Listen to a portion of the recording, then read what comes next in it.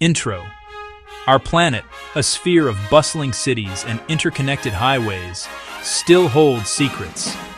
In its folds and fissures, tucked away beyond the reach of roads and railways, lie communities that exist in a state of profound isolation. These are not merely distant places, pockets of humanity adapted to life on the very edge of the world. Chapter 1. Deep within the Earth's embrace, at the bottom of the Grand Canyon, lies Supai Village. Here, the Havasupai people live, their only aerial link, a helicopter. Chapter 2. Adrift in the vast South Atlantic is Tristan da Cunha, the most remote inhabited island on Earth. Its tiny population is bound entirely by the sea and sky. Chapter 3. On the frozen edge of the Arctic Ocean sits Utqiagvik. No roads connect it to the world. Life here is dictated by the ice and the aircraft. Chapter 4. In the realm of the polar bear, Longyearbyen is, a frontier town of stark beauty. The Svalbard Airport is its vital gateway through the Arctic wilderness. Chapter 5. On Greenland's eastern coast, Itakortormit is imprisoned by sea ice for 9 months a year. Only helicopters and small planes can, breach its formidable isolation. Chapter 6. A metropolis on water, Nigeria's Makoko exists on stilts. While canoes are its streets, essential supplies and modern connections often arrive from the air, by drone. Chapter 7. Nestled in a deep Himalayan valley, Paro Airport offers a landing of breathtaking peril. It is, a dramatic aerial doorway to the last great Himalayan kingdom. Chapter 8. Wrapped by fjords and towering peaks, Tasiilaq is a jewel of East Greenland. When winter's ice chokes the sea, the sky offers the only consistent passage. Well, truly, the only way in and out. Chapter 9. A tiny speck in the immense Pacific, the nation of Nauru is one of the smallest and most isolated on Earth, served by only infrequent flights, connecting it to the wider world.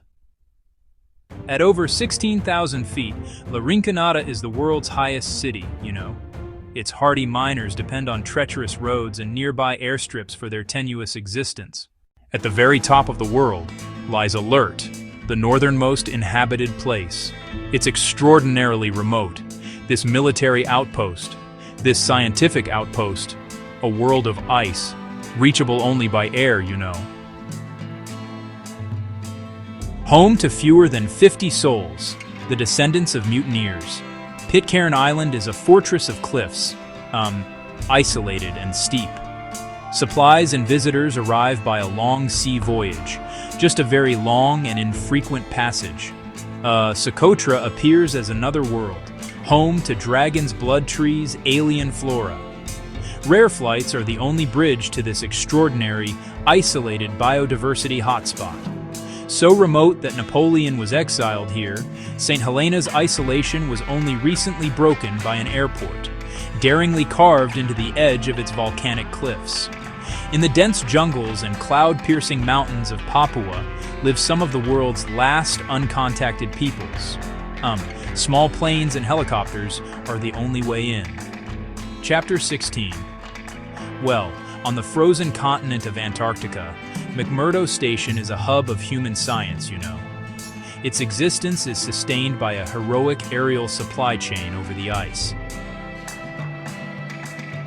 Chapter 17.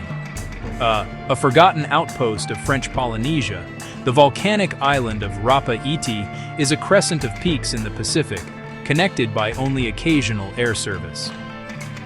Chapter 18.